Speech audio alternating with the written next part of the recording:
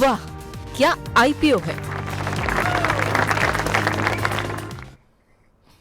वाह क्या आईपीओ है, खास सेगमेंट हमारा। और लंबे समय से जो सूखा देखने को मिल रहा था आईपीओ बाजार में, अब मेन बोर्ड से वो एक जो खालीपन था वो तरीके से दूरी वहाँ पे समाप्त हो गई है।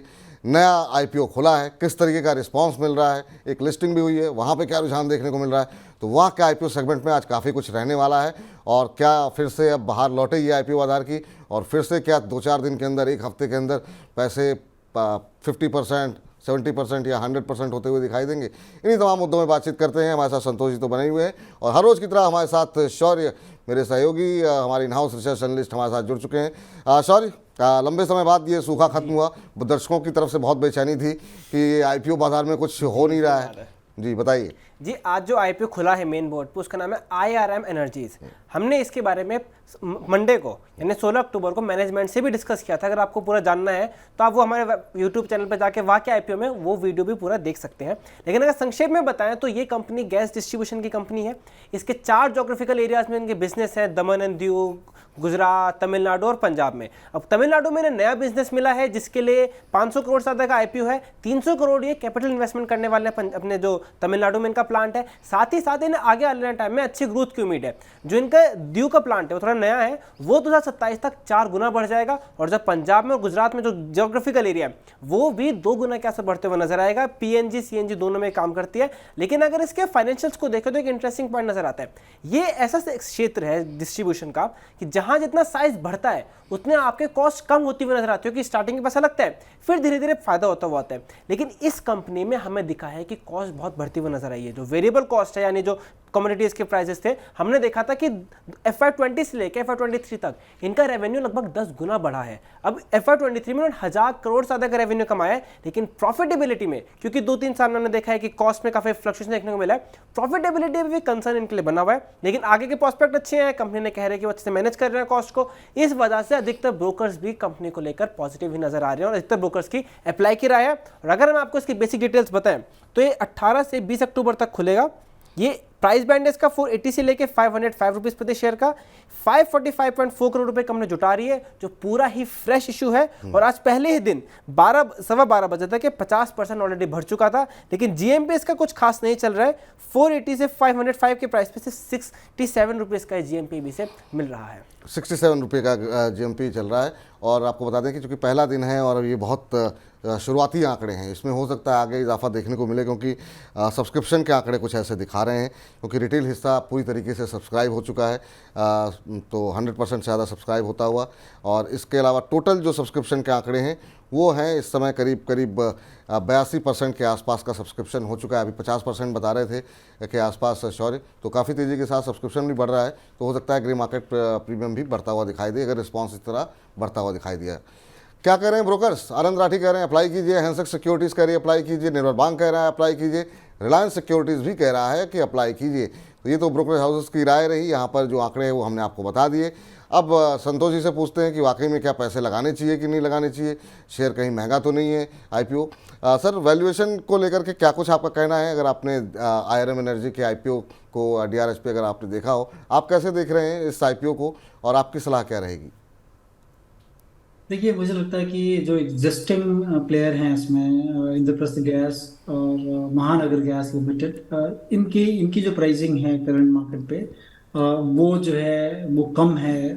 जो इशू दिया जा रहा है आपके सामने IRM एनर्जी का, ग्रोथ प्रोस्पेक्ट्स इनसे ज़्यादा है, क्योंकि वो कंपनियां काफ़ी बड़ी हैं और सरकार की कंपनियां हैं। इस कंपनी में भी पैसे उठाकर जो कंपनी काम करेगी, कैपिटल एक्सपेंडिचर पे 307 करोड़ रुपए खर्च करेगी, और फिर से इसमें रीपेमेंट कुछ पोर्शन जो है करेगी, वो तकरीबन 135 करोड़ रुपए के आसपास है।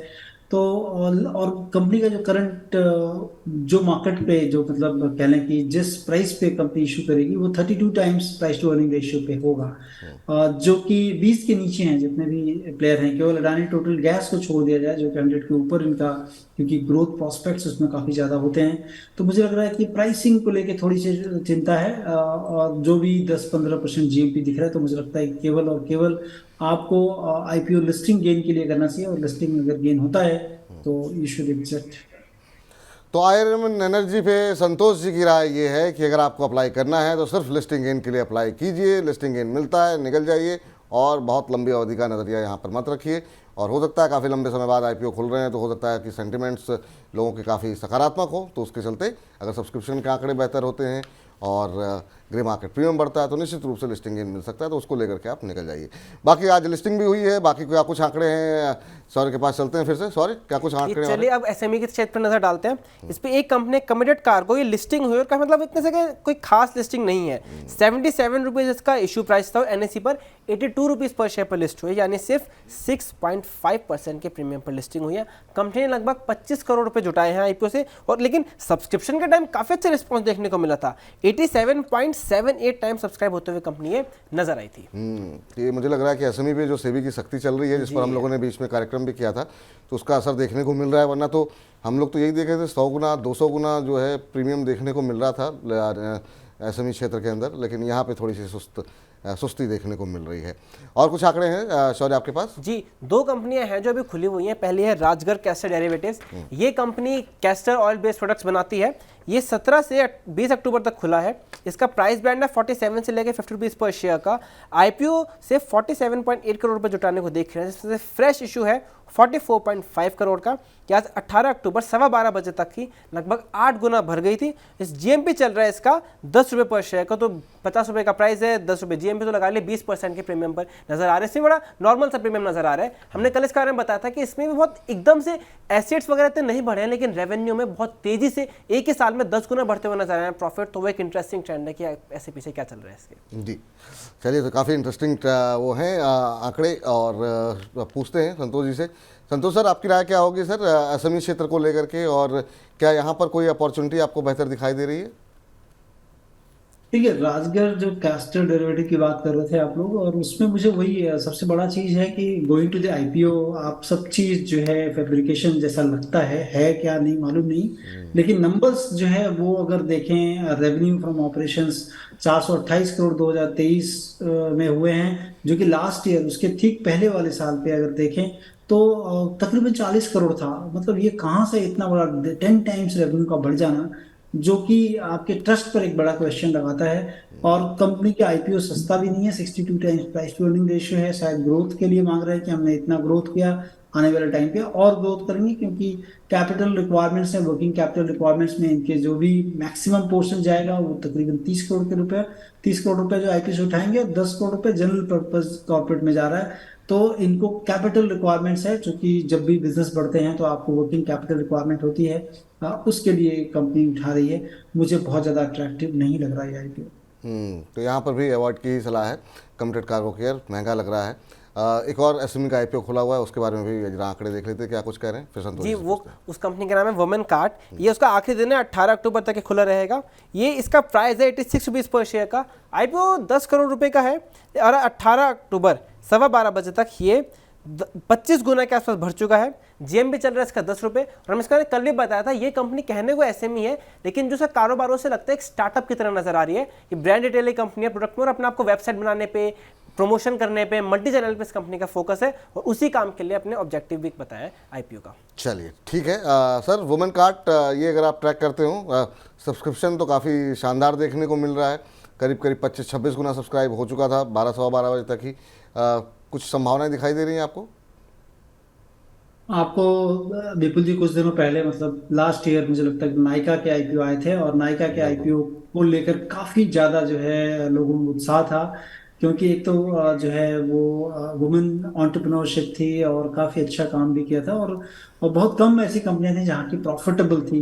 सिमिलरली ये कंपनी की बात करें तो ये कंपनी लास्ट ईयर में भी 21 लाख रुपए का मुनाफा था, और इस साल भी तकरीबन 2023 में कंपनी ने 47 लाख रुपए का मुनाफा पोस्ट किया है।